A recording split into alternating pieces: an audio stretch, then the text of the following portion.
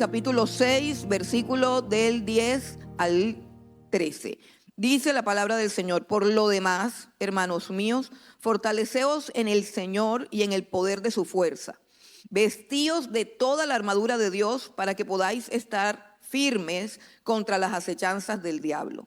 Porque no tenemos lucha contra sangre y carne, sino contra principados, contra potestades, contra los gobernadores de las tinieblas de este siglo, contra huestes espirituales de maldad en las regiones celestes. Por tanto, tomad toda la armadura de Dios para que podáis resistir en el día malo, y habiendo acabado todo, estar firmes. Gloria a Dios. Bueno, nosotros hemos escuchado bastante acerca de este tema de la batalla espiritual, de la guerra espiritual. Lo hemos escuchado bastante y es un tema que como para muchos es atractivo y está como recubierto de un exoterismo, de un misticismo, pues a la gente le encanta el tema, ¿cierto? Pero a veces fallamos precisamente en colocarle y añadirle cosas que no son. Quiero ir solamente a lo que dice la palabra y no a lo que la gente cree o puede inventar o puede decir de esto. Solamente vamos a lo que dice la palabra.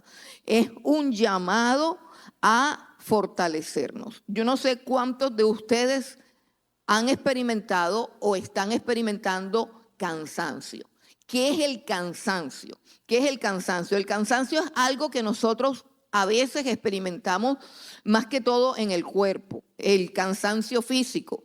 Y normalmente una persona puede estar físicamente cansada cuando tiene un exceso de actividad, cuando tiene una falta de reposo, cuando nosotros violamos el mandamiento de Dios de descansar, de reposar. O sea, Dios hizo una cosa que se llama el día de reposo, o sea, hizo un día para descansar y que en ese día buscáramos su rostro, buscáramos su presencia, y de eso depende en gran parte la salud física, mental, emocional y espiritual del ser humano, aunque muchos no lo saben y se enferman porque no reposan. Repito, el cansancio normalmente puede ser por un exceso de actividad o por una falta de reposo y también por una mala alimentación. La mala alimentación produce cansancio, sobre todo una alimentación basada en harinas y azúcares produce agotamiento y produce cansancio.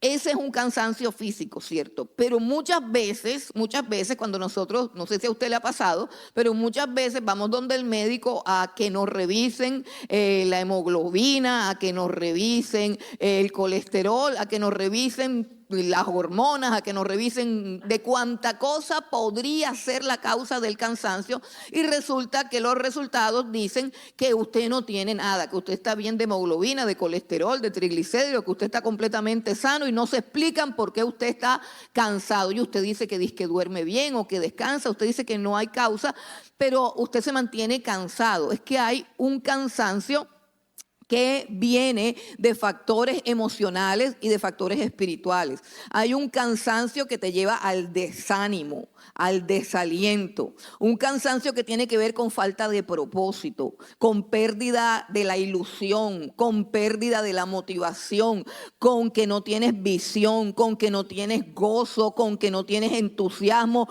cuando ni siquiera sientes amor por nadie, ni te sientes amado, ni inspirado a hacer nada. Esa crisis emocional y mental produce un cansancio que agota todo tu ser. Espíritu, alma y cuerpo están agotados y no tienes fuerzas para nada porque ni siquiera tienes ánimo ni deseo de esforzarte en nada. Ese tipo de cansancio no es fisiológico y tampoco es mental. A veces, muchas veces, el cansancio del creyente es un cansancio espiritual.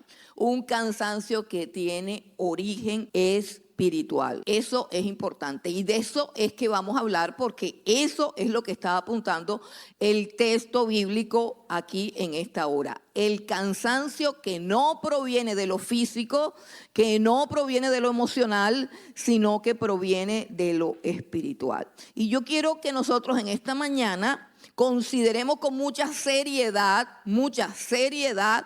las causas del cansancio en los creyentes. Si usted no es creyente, no padece de esto, pero si usted es un verdadero creyente, usted tiene que identificar cuando ese cansancio, cuando ese agotamiento es meramente espiritual. ¿Y cuál es la causa espiritual de ese cansancio?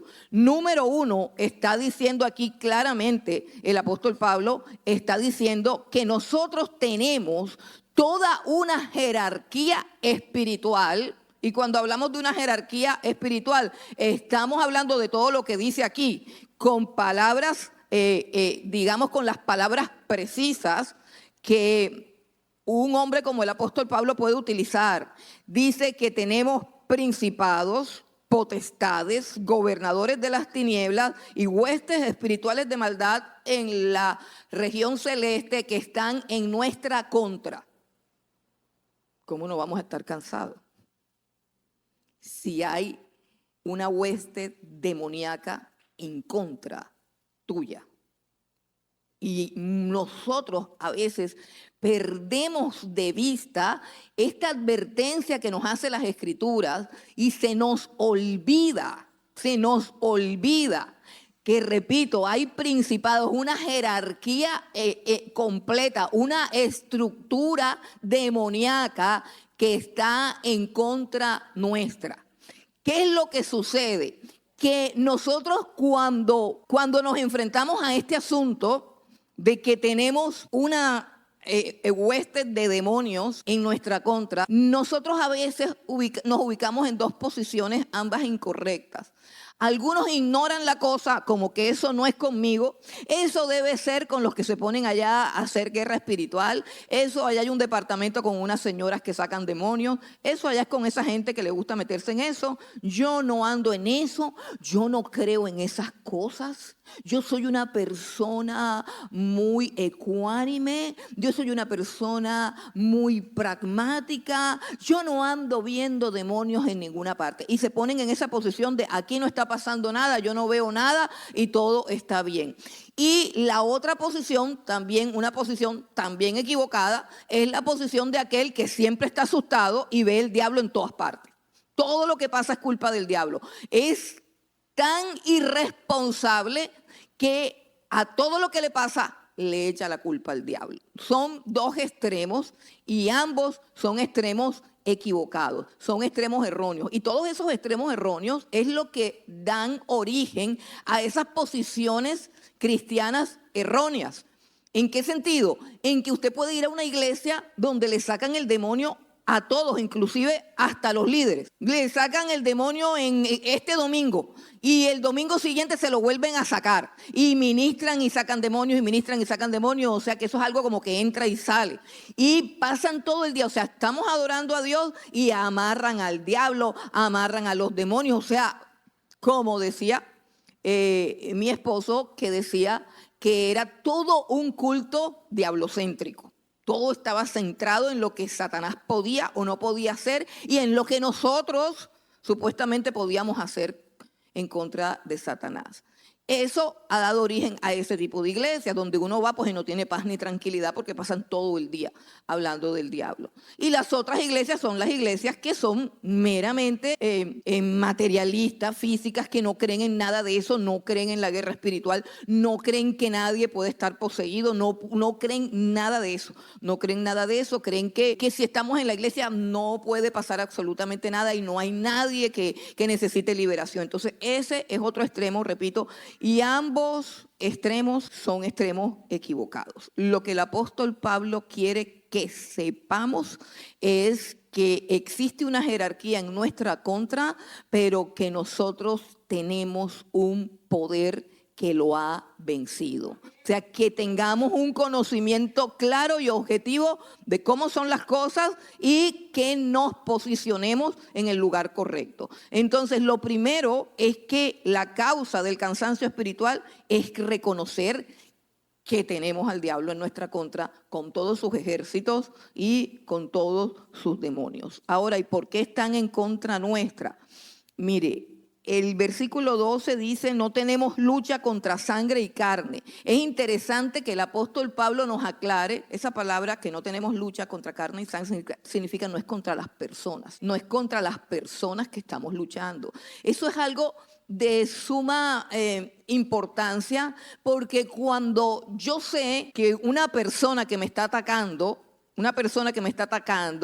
está siendo guiada por el enemigo, yo libro mi corazón de cargar rencor, de cargar violencia, de tratar de responderle ¿con qué? Con mi propia fuerza. Porque aquí en la palabra de Dios dice que nos tenemos que fortalecer en el Señor y en el poder de su fuerza, y que cuando veamos al enemigo atacando en forma de personas cotidianas, en forma de inclusive de nuestros familiares y de nuestros amigos, ¿cierto? En forma a veces de nuestros discípulos, como cuando Pedro tomó aparte al Señor Jesús después de que Jesús había dicho que era necesario que Él fuera a Jerusalén, padeciera y fuera crucificado y resucitara al tercer día. Entonces Pedro, supuestamente de buena gente, entre comillas, y de muy especial y de muy amante de Jesús, lo toma aparte y le diga, Señor, ten cuidado de ti mismo, que en ninguna manera esto te acontezca. Pero el Señor Jesucristo sabe perfectamente que la treta del diablo es utilizar a la persona más cercana que tienes, en la que más confías, en la que más crees, la que más influencia tiene. A veces la utiliza para desviarte del camino y del propósito que Él claramente te ha mostrado. Entonces tú dices, no, pero es que fue mi mamá la que me dijo que no hiciera esto, es que fue mi mamá la que me dijo que hiciera esto, es que fue mi esposo, es que fue mi esposa, en fin, el enemigo no entró así de chévere a hablar con Eva. El enemigo utilizó a un animal con el cual Eva estaba familiarizado, y para cautivar a Adán utilizó a su propia esposa, de tal manera que el apóstol Pablo nos recuerda que de esa manera es que actúa Satanás, a través de personas. Hay gente que le tiene miedo a una sombra negra en el cuarto. No, hermano, téngale miedo a las malas compañías. Téngale miedo a la gente con la que habla. Pero al mismo tiempo, entienda que esas personas a veces son utilizadas por Satanás y que usted no tiene que pelear con ellas. Usted tiene es que estar consciente de que hay una fuerza espiritual maligna de tinieblas que usa a las personas, sobre todo a las personas que no se someten al evangelio, a las personas que no se someten a la voluntad de Dios. Entonces, aquí el apóstol Pablo nos está diciendo, tenemos una lucha contra ellos. O sea, ellos están en nuestra contra. ¿Por qué están en nuestra contra? Hombre, por la sencilla razón de que nosotros antes éramos parte de su equipo. Lo dice claramente Efesios. Esto que hay aquí, hermanos, es una síntesis de la carta de Efesios. Efesios capítulo 2, si recordamos lo que dijo el apóstol Pablo acerca de lo que éramos y acerca de lo que hacíamos y acerca de dónde estábamos, nos vamos a dar cuenta que es que nosotros éramos de ese equipo. Dice el capítulo 2 de la carta a los Efesios, Él nos dio vida cuando estábamos muertos en nuestros delitos y pecados, en los cuales anduvimos en otro tiempo, siguiendo la corriente de este mundo, conforme al príncipe de la potestad del aire, el príncipe de la potestad que ahora está en contra nuestra, pero que antes nosotros seguíamos la corriente y todo lo que él decía y todo lo que él proponía, eso mismo hacíamos. Lo dice claramente aquí la Biblia. Todos los que ahora están en Cristo antes estuvieron bajo el yugo de Satanás. Y eso no quiere decir que eras brujo, no, quiere decir que tú seguías la corriente del mundo. Dice, conforme a la corriente del mundo, conforme al príncipe de la potestad del aire, el espíritu que ahora opera en los hijos de desobediencia. ¿Quiénes son los hijos de desobediencia? Los que no obedecen a Jesucristo, los que no obedecen al evangelio. En ellos opera ¿quién? estos espíritus. En tu mente, ¿quién operaba antes de que conocieras a Cristo? Estas potestades, estos espíritus. Dice, tú viviste entre ellos. Oye, mira, qué impresionante, viviste entre ellos, entre los hijos de desobediencia que son controlados por la corriente del mundo.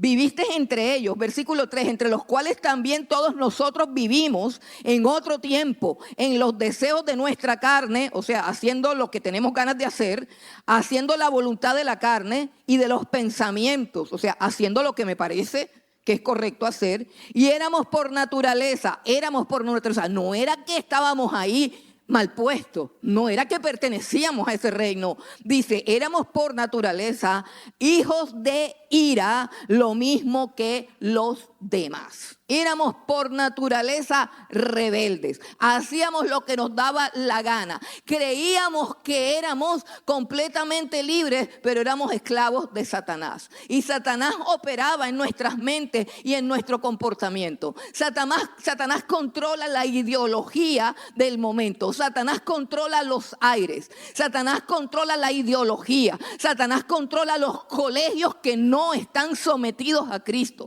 Satanás controla los espacios. Satanás controla la moda. Satanás controla las tendencias. Esa es una palabra clave ahora.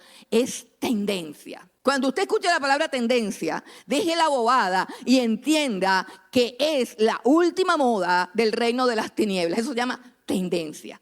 No es que ahora yo me tengo que poner los zapatos así porque esto es tendencia. Es que ahora yo me tengo que poner, pues no quiero ofender a nadie porque de donde sea Dios nos puede sacar, pero es que ahora yo me tengo que poner la piel como un papel periódico y escribir y pintar y decorar todo como si mi cuerpo fuera un mural, porque eso es tendencia.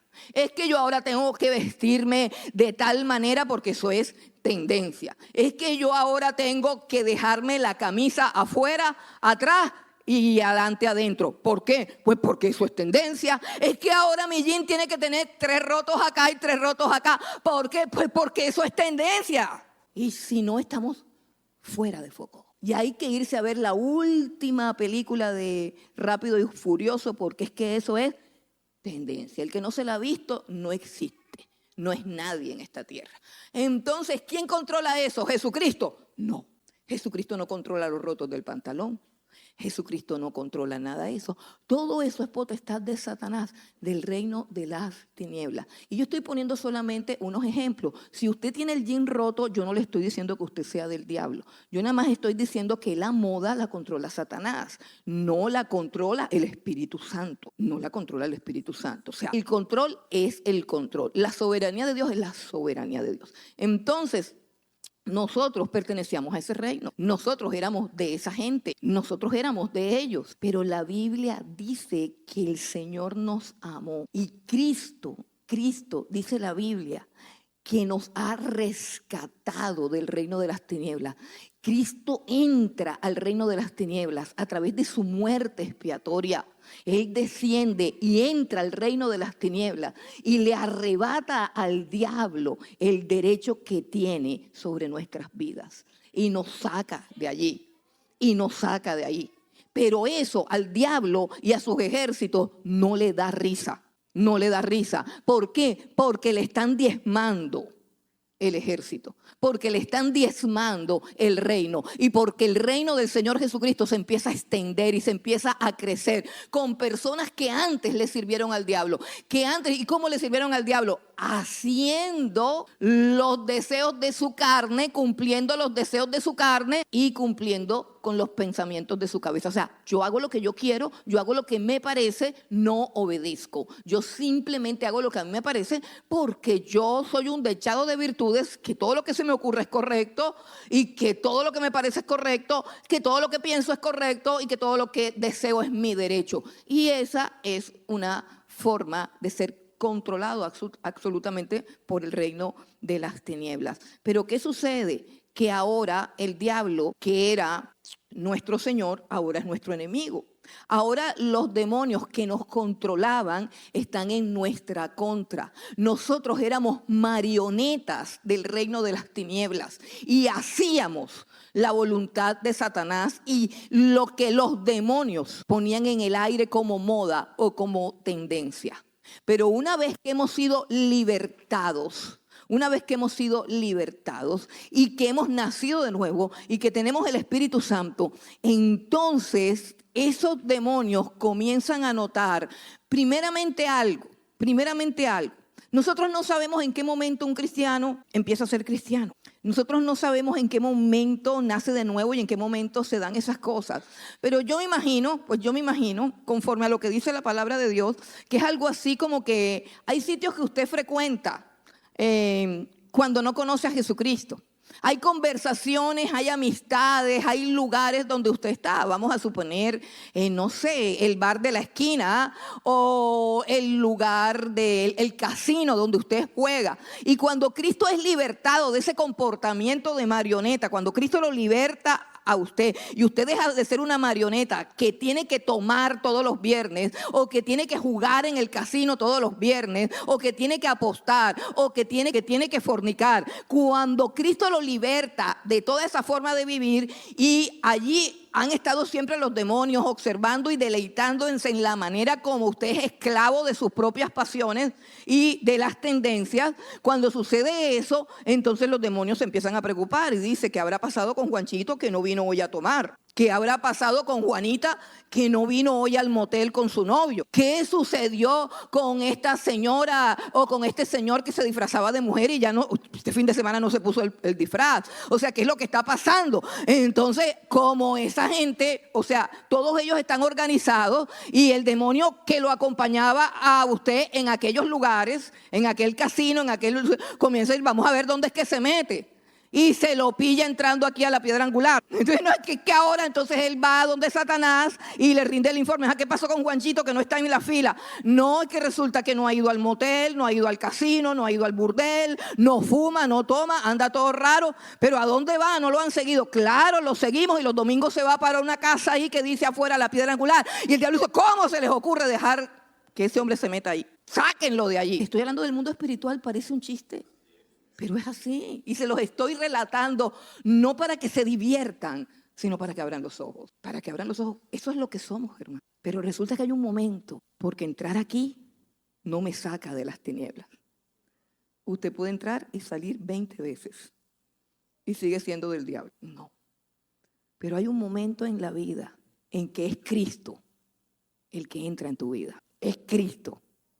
Hay un momento en la vida en que tú dejas de agarrarte el pelo, dejas de mirar para ver el reloj, dejas la bobada y le dices a Dios: aquí estoy, te quiero oír y te quiero obedecer. Cuando eso pasa y Cristo entra en tu vida, te pone un sello.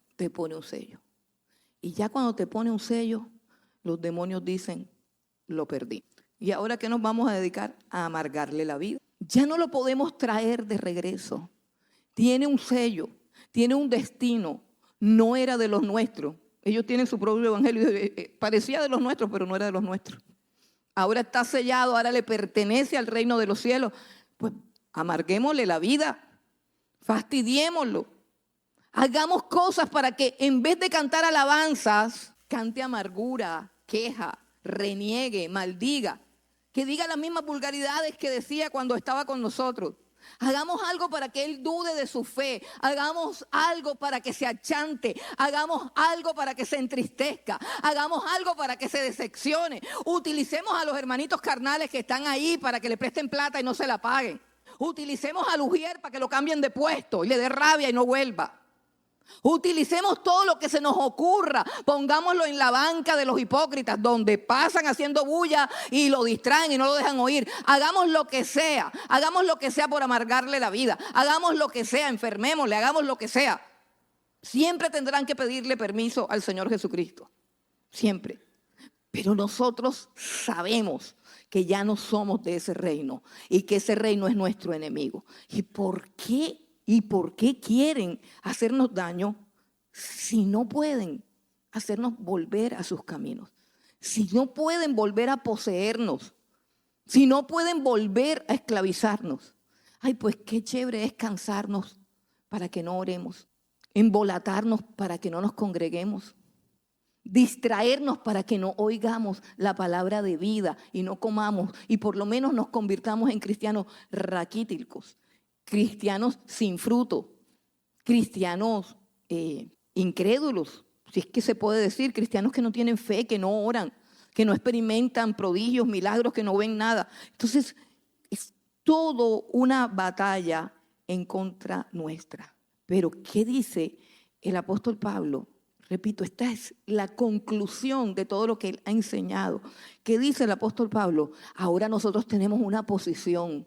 Hemos pasado de ser marionetas de los ejércitos de las tinieblas para estar sentados en esos mismos lugares espirituales. Y yo quiero decirte que estar sentado no es estar vagando. La palabra sentados en la Biblia significa autoridad. Cuando la Biblia dice que el Señor está sentado en su trono, no dice que está descansando y que se cansó de estar de pie. No, lo que quiere decir es que está ejerciendo autoridad, que está ejerciendo dominio. El rey se sienta para reinar, el juez se sienta para juzgar. Eso es lo que significa estar sentado. En el capítulo 2 de Efesios, el versículo 6, dice, y juntamente con Él, o sea, juntamente con Cristo, juntamente con Él nos resucitó y asimismo nos hizo sentar en los lugares celestiales con Cristo Jesús. ¿En cuáles lugares? En los lugares celestiales. ¿Ve? Y esos no son los mismos lugares celestiales donde habitan estos, sí. Usted antes estaba debajo de esos lugares celestiales.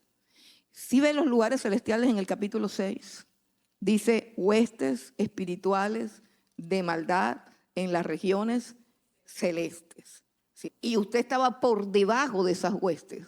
Esas huestes estaban por encima suyo, sometiendo su vida. Ahora usted está por encima de esas huestes. El apóstol Pablo, en una experiencia que tuvo, nos revela que el cielo está dividido en 3 segmentos o en 3 partes. Y que hay 3 cielos. El primer cielo es la atmósfera que nosotros podemos ver. La atmósfera donde viajan los aviones y todo lo demás. La atmósfera a la cual físicamente el hombre tiene acceso. Hay un segundo cielo que es donde está Satanás y las huestes espirituales de maldad. A ese segundo nivel del cielo fue que Satanás fue arrojado. Pero hay un tercer cielo donde está el trono de Dios, donde está coronado Cristo, donde se mueven todos los ángeles, los arcángeles que están bajo la autoridad de Cristo. En ese tercer cielo nosotros estamos simbólicamente sentados con autoridad, o sea, estamos en una posición que está por encima de los demonios y por encima de Satanás. La guerra casi siempre es ideológica, la guerra casi siempre es con engaño, la guerra casi siempre es con mentiras y la verdad es la que nos liberta. Por eso el enemigo trabaja con mentiras y tratando de que no oigas la verdad, porque la verdad te va a hacer libre. Porque la verdad lo pone a él en su lugar y te asegura que tú estás en el lugar que realmente estás. El problema es que tú no sepas dónde estás sentado. El problema es que tú no sepas a qué reino perteneces. El problema es que tú no sepas cuál es el poder que venció a ese reino e intentes hacer las cosas en tu propia fuerza. Tú tienes un sello y el reino de las tinieblas puede verlo, puede reconocerlo, puede identificarte como alguien que posicionalmente está en victoria y por encima de ellos. La treta es engañarte, la treta es hacerte creer que no, que todavía no has vencido, que todavía no lo has logrado, que todavía no lo has alcanzado, que todavía no has llegado. De eso se trata, para que te sientas siempre cansado y fracasado. De eso se trata. Ahora, ¿cuál es la solución al cansancio espiritual? Porque aquí se trata de la solución. ¿Cuál es la solución? Pues lo dice aquí de manera simple, de manera sencilla. Dice, por lo demás, hermanos míos, fortaleceos en el Señor y en el poder de su fuerza. Fortaleceos en el Señor y en el poder de sus fuerzas. La solución a tu cansancio es, número uno, que tú no dependas de tu fuerza física, ni emocional, ni mental. Cada alguno de nosotros, mira, hay gente que mentalmente es más fuerte que otra, hay gente que emocionalmente es más fuerte que otra, y hay gente que físicamente es más fuerte que otra. O sea, la fortaleza de que hemos sido dotados puede estar en el nivel físico, mental, emocional, pero son las fuerzas humanas. Son las fuerzas humanas. Es decir, hay gente que, por ejemplo, se asusta con cualquier cosa y hay gente que no se asusta con cualquier cosa. ¿De qué depende eso? De su fortaleza anímica y mental. Pero eso también sigue siendo netamente humano. Eso no importa.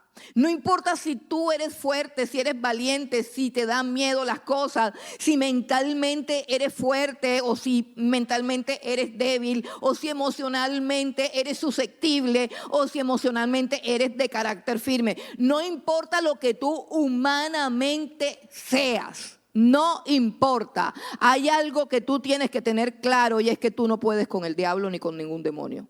Ellos son superiores a ti. Separados de mí, dijo Jesucristo, ustedes no pueden hacer nada. No importa que tú seas el chacho, no importa. Siempre, siempre, siempre los gobernadores de las tinieblas siempre serán. Cualquier demonio por ahí loco es más fuerte que tú. Y Dios no espera que tú lo enfrentes con esa tu fuerza, que es nada. No ignores tu debilidad. Escucha, no ignores tu debilidad. ¿Sabes por qué? Porque tu debilidad es la causa por la cual fuiste escogido. Tu debilidad es la causa por la cual fuiste escogido. ¿Por qué? Porque si tú eres débil, no te vas a apoyar en tu propia fuerza. Y eso es lo que Dios quiere. No ignores tu debilidad, porque tú fuiste escogido por causa de esa debilidad. Ven conmigo a 2 Corintios capítulo 12, versículo 9. El apóstol Pablo oró porque tenía una enfermedad y el Señor no lo curaba, y él sabía que era de parte de Satanás y era una enfermedad humillante o era un azote. Yo estoy diciendo que es enfermedad porque algunos dicen que es enfermedad, pero realmente ahí no dice que era. En todo caso, era una situación que lo debilitaba, pero más que debilitarlo, hermano, escuche bien, más que debilitarlo, y esta es la clave, lo humillaba. Lo humillaba. Hay pruebas que no solamente son difíciles, sino que son humillantes. Ustedes recuerdan cuando le dijeron al Señor Jesucristo, si a otro sanó, ¿por qué no se salva él mismo? ¿Y cuántas veces las personas nos dicen eso? Una prueba no solo debilita, sino que humilla. ¿Y qué hace Dios con esa debilidad? Dice, el poder de Dios se perfecciona en la debilidad. Bástate mi gracia, porque mi poder se perfecciona en tu debilidad. Hermano, tu debilidad es lo que te conecta con el fuerte. Tu debilidad es lo que te lleva a Dios. Tu debilidad es el punto de conexión que el Cristo de la gloria encontró para alcanzarte y decirte, quiero que dependas de mí, para que mi poder se perfeccione en tu debilidad, de tal manera que no solamente dependas de mí, sino que toda la gloria sea mía y tú no vayas a caer en aquel envanecimiento de donde te saqué. Yo te saqué del reino de las tinieblas, del reino donde la gloria de Dios es robada y usurpada por los dones, por los talentos, por las capacidades que el mismo Dios te dio, que le pertenecen a Él y que deben ser glorificadas solamente para Él. Y Dios te sacó de ese reino donde tú te jactabas de lo que no tenías, de lo que no era tuyo, de lo que te había sido dado, y no le dabas la gloria a Dios. Y por eso Dios ahora usa tu debilidad para que tú no te envanezcas y caigas en la misma condenación de Satanás. Tu debilidad es el punto de conexión con Dios. Diga el débil, fuerte soy cuando busca a Dios. Yo te busco porque sin ti nada puedo hacer, nada puedo hacer. Así que ten presente tu debilidad siempre, porque cuando tú no te sientas débil, ya estás en peligro. Dice también Primera de Pedro, capítulo 4, versículo 11, si alguno habla, hable de parte de Dios. Si alguno ministra, que ministre con el poder de Dios. Si alguno habla, hable conforme a las palabras de Dios. Si alguno ministra, ministre conforme al poder que Dios da. ¿Para qué? Para que en todo sea Dios glorificado por Jesucristo, a quienes pertenecen la gloria y el imperio. Si quieres hacer algo, no te hagas el chacho. No digas, ay, es que yo lo sé hacer bien. No se trata de que lo sepas hacer. Se trata de que lo hagas con su poder y a través de su poder, para que en todo Él sea glorificado. Ahora dice, fortalécete en el Señor y en el poder de su fuerza. Mire cómo dice, fortalécete en el Señor y en el poder de su fuerza. El error más grande que se ha cometido vez tras vez al enseñar la armadura de Dios o la armadura del creyente o como quieran llamarlo, es fraccionarla. Fraccionarla, como algo así como que me pongo el yelmo, me pongo el sombrero, el casco, me pongo el calzado. Fraccionar algo que no puede ser fraccionado. Cuando fraccionamos algo y empezamos a explicarlo, número uno, la coraza de la justicia consiste en esto y esto. Entonces, para tú ponerte la coraza de justicia, tú tienes que hacer esto y esto. Número dos, el cinto de la verdad consiste en esto y esto y esto. Entonces, para tú ponerte el cinto de la verdad, tienes que hacer esto y esto y esto. Entonces, esto se convirtió en un listado de pasos y todo lo que es espiritual, escúcheme bien, todo lo que es espiritual, lo convertimos en algo meramente intelectual. Lo que es espiritual, lo convertimos en algo intelectual, donde vamos desglosando cosas y haga B, haga C, entonces luego D, o sea, estos son los pasos para colocarse la armadura de Dios. Es cierto que la armadura de Dios contiene todas estas cosas, pero no puede ser fraccionada. No es algo que yo me ponga parte por parte como cuando nosotros nos vestimos. No, es que el apóstol Pablo quiso inspirarse en eso. Él estaba preso cuando escribió esta carta y estaba rodeado de soldados romanos. Y él se inspiró al ver un soldado romano completamente vestido con su armadura y se inspiró en eso para explicarnos a nosotros todo lo que implicaba y todo lo que contenía esa armadura, que es la armadura de Dios. Pero realmente, ¿cuál es la armadura de Dios? ¿Es algo que me pongo, es algo que me quito, es algo que tiene varias partes? No, no. Es una forma de explicar. La armadura de Dios es Dios mismo. Te lo acaba de decir. Fortalécete en el Señor y en el poder de su fuerza. La armadura de Dios es la persona de Jesucristo. El que tiene a Cristo tiene la armadura. Y la Biblia dice en Romanos, creo que es el capítulo 13, dice, vestíos del Señor Jesucristo y no proveáis para los deseos de la carne. Vestíos del Señor Jesucristo. Mi armadura es Jesucristo. Mi armadura es estar en Cristo. Estar en Cristo. Esa es la armadura. Miren, dice, fortaleceos en el Señor. Eso es lo que hay que hacer, fortaleceos en el Señor. ¿Qué quiere decir? Que cuando yo estoy llena del Señor, cuando yo estoy en la presencia del Señor, cuando yo busco el rostro de Dios, yo me fortalezco. Y me fortalezco de tal forma, escuche, yo me fortalezco en la presencia del Señor Jesucristo de tal forma como si tú estuviera cubierta de una armadura indestructible, impenetrable, inexpugnable. Cada vez que estoy con Cristo, cada vez que me aferro a Cristo, Cristo es mi armadura. No hay que ponerse la sandalia, quitarse la sandalia, ponerse el gorro, amarrarse el cinto. No, hermanos, no. A nosotros sí nos gustan hacer cosas raras. cosas extrañas. Y el diablo es feliz cada vez que nosotros nos bloqueamos con esas cosas y dejamos de entender lo central, lo básico.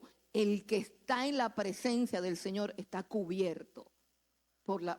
Mira, te lo voy a decir con todos los salmistas, hermano, todos los salmistas.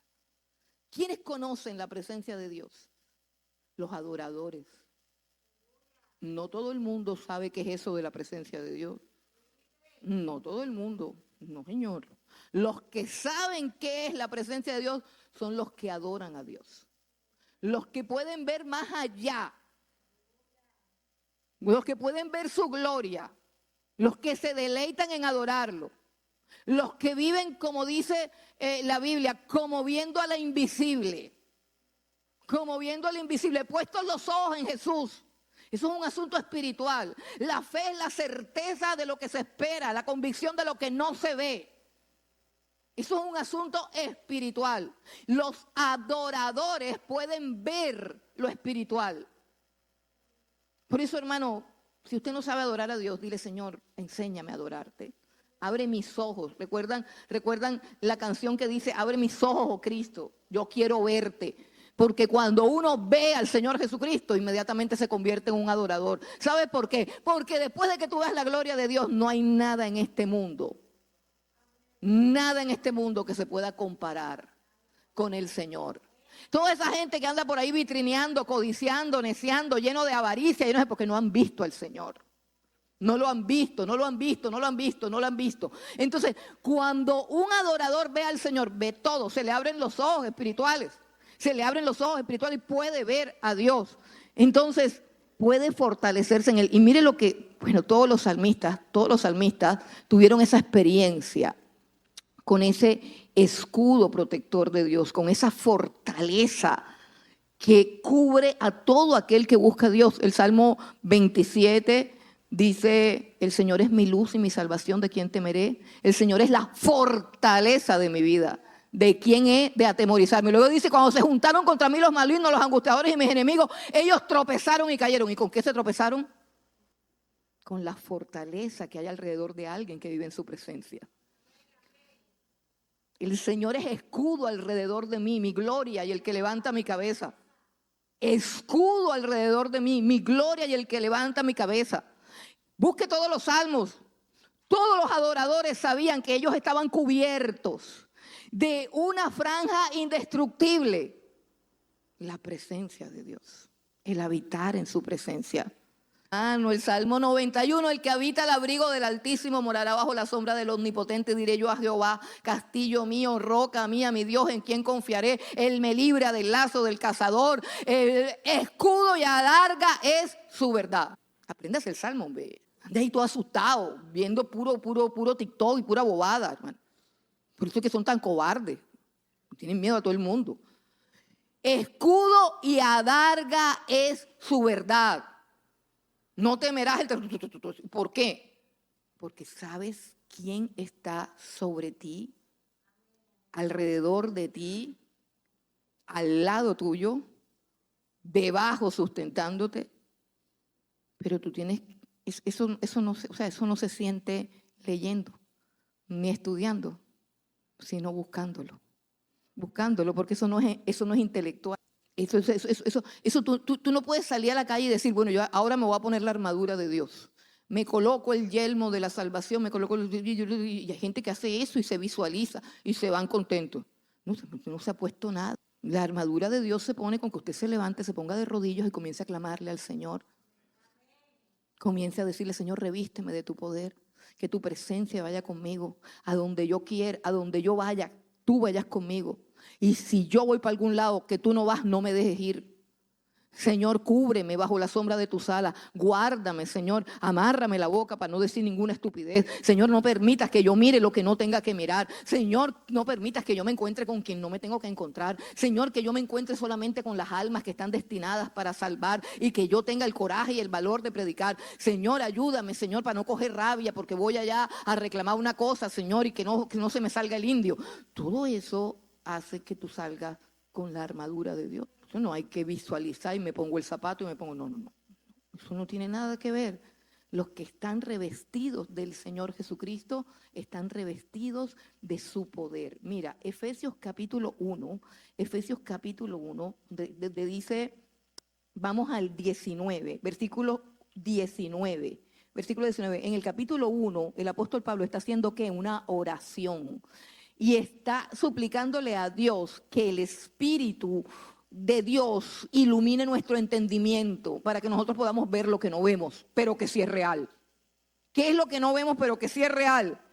Versículo 19. ¿Y cuál la supereminente grandeza de su poder para con nosotros? ¿Quién camina por esta vida con miedo sabiendo esto? Lea. Versículo 19.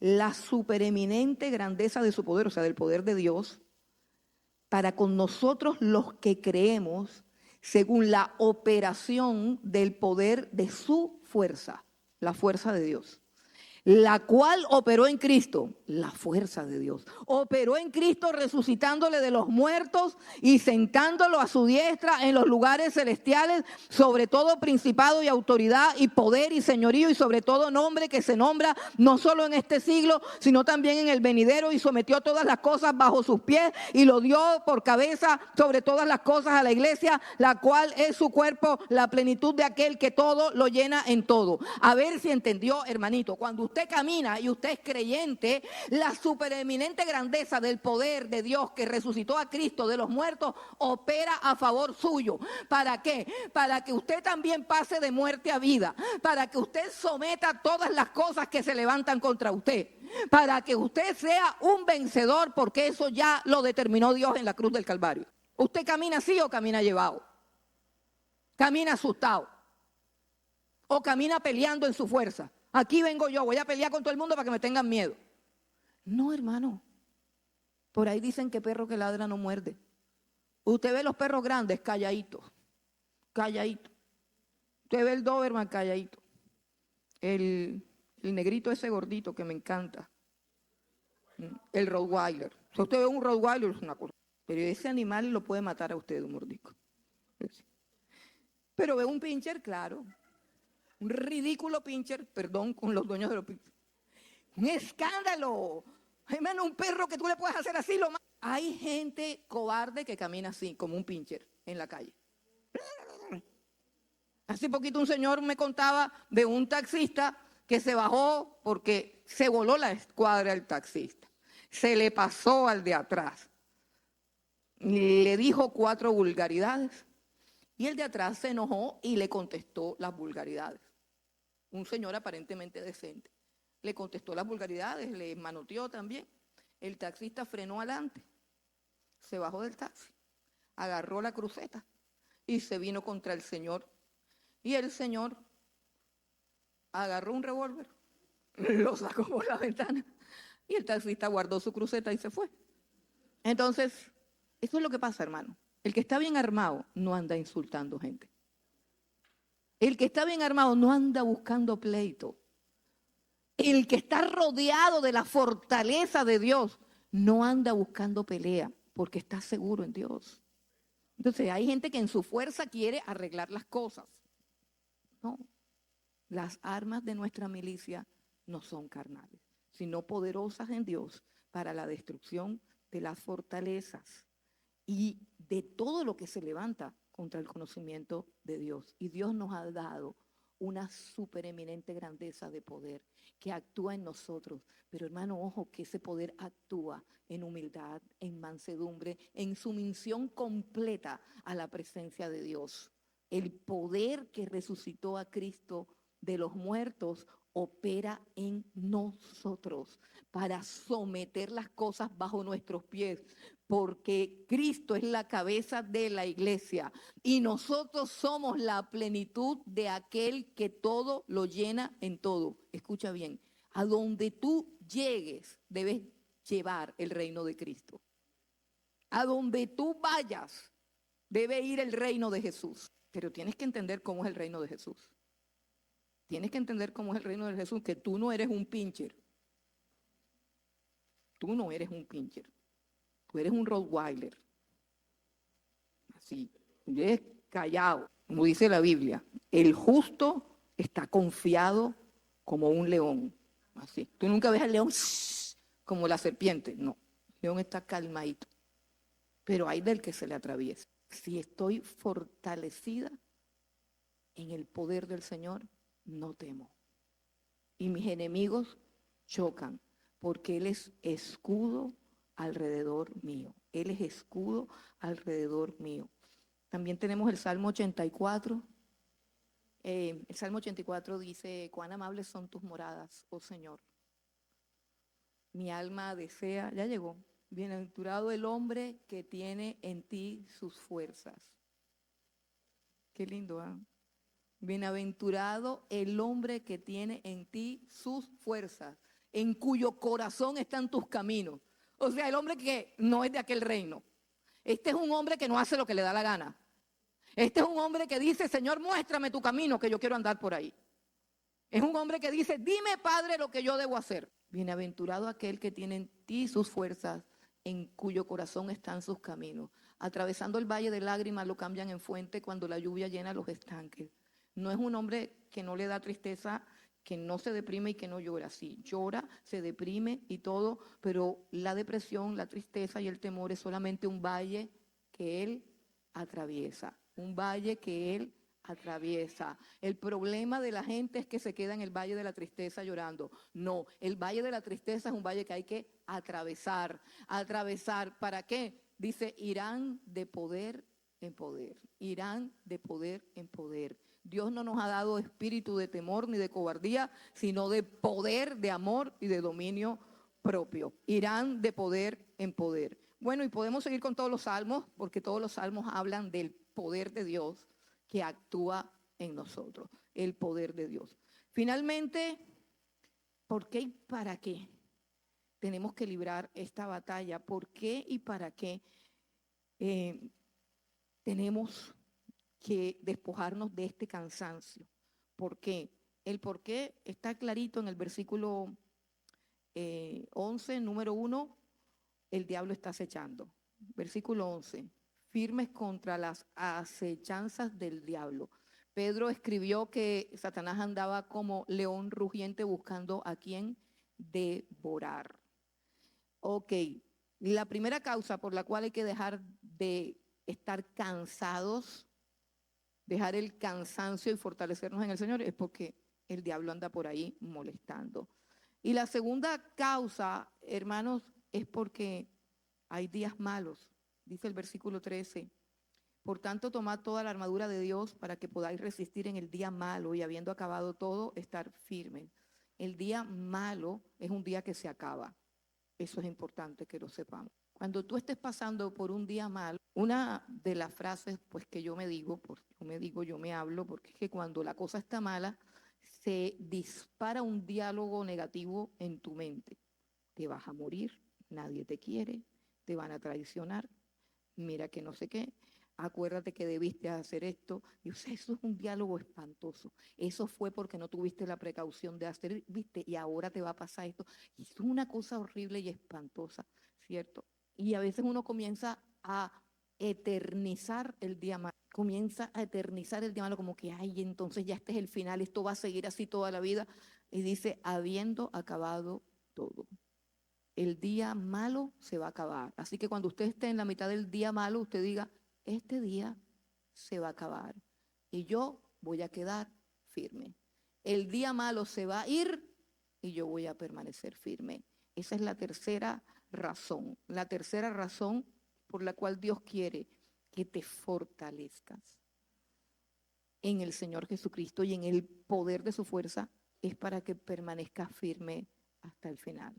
Eso es lo que Dios quiere, que permanezcas firme hasta el final. ¿Qué es estar firme, hermano? Que puedas vencer la depresión, que puedas vencer el miedo, que puedas vencer la duda, que puedas vencer el doble ánimo, que permanezcas firme en tu fe, que permanezcas firme sirviendo en la obra de Dios, donde Dios te puso.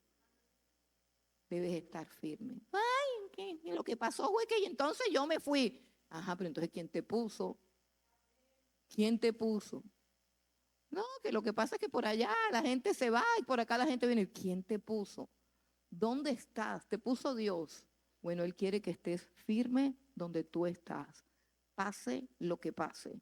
Debes quedarte donde Dios te puso y no con dudas, ni con rabia, ni con amargura, ni con temor, sino firme. Aquí estoy y aquí me quedo hasta que Dios diga. Eso es ser firme. Firme en la obra de Dios, firme en el compromiso, firme en la resolución, firme en la integridad moral, firme. Y no importa si te caíste ayer, levántate, fortalécete en el Señor y debes permanecer firme. Debes permanecer firme. Hermanos, estamos en la época de las personalidades cambiantes, fluctuantes, depresivas, susceptibles, resentidas, se molestan por todo, se traumatizan por todo. ¿Por qué? Porque no se fortalecen en el Señor, ni en el poder de su fuerza. Hermano, este mensaje es para abrirnos los ojos. Si cuando el apóstol Pablo existía, él podía ver estas cosas y explicárnoslas, ¿cómo será ahora, hermano, que ya no es tan invisible el reino? Que ya lo podemos ver, Señor.